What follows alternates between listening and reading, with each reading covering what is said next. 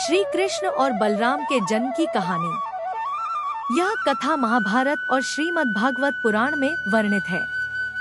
मथुरा का राजा उग्रसेन था, लेकिन उसका पुत्र कंस बड़ा ही अधर्मी और क्रूर था। उसने अपने ही पिता को बंदी बना लिया और स्वयं राजा बन बैठा। कंस की बहन देवकी का विवाह यादव वंशी वासुदेव से हुआ। विवाह के बाद जब कंस अपनी बहन देवकी को ससुराल छोड़ने जा रहा था, तभी आकाशवाणी हुई, हे कंस, जिस बहन को तू इतने प्रेम से विदा कर रहा है, उसी के गर्भ से जन्म लेने वाला 8वां पुत्र तेरा वध करेगा।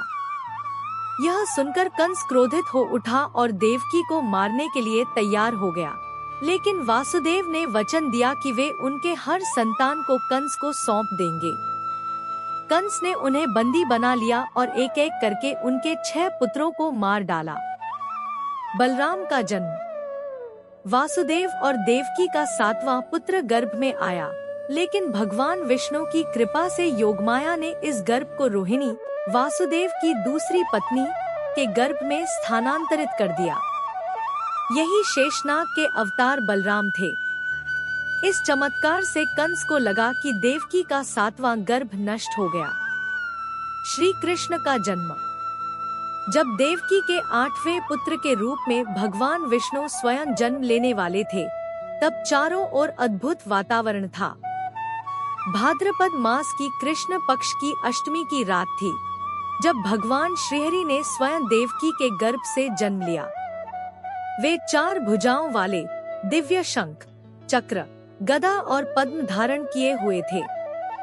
भगवान विष्णु ने वासुदेव से कहा कि वे उन्हें गोकुल में नंद बाबा और यशोदा के पास पहुंचा दे और बदले में यशोदा की नवजात कन्या को कंस के पास ले जाए। श्री कृष्ण का गोकुल पहुंचना। कृष्ण जन्म लेते ही सब बंधन स्वतः खुल गए, पहरेदार सो गए और कारागार के द्वार अपने आप खुल गए। वासुदेव श्री कृष्ण को सूप में रखकर यमुना नदी पार करने लगे। बीच में यमुना जल बढ़ने लगा। तब श्री कृष्ण ने अपने चरण बढ़ाए और यमुना ने उनके चरण स्पर्श कर जल का स्तर कम कर दिया।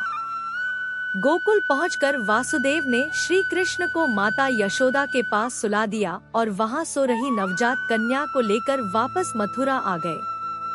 कंस का अंत। जब कंस ने इस कन्या को मारना चाहा, तो वह देवी दुर्गा के रूप में प्रकट हुई और कंस को चेतावनी दी कि उसका वध करने वाला जन्म ले चुका है। बाद में श्री कृष्ण ने बड़े होकर कंस का वध किया और मथुरा को उसके अत्याचार से मुक्त कराया।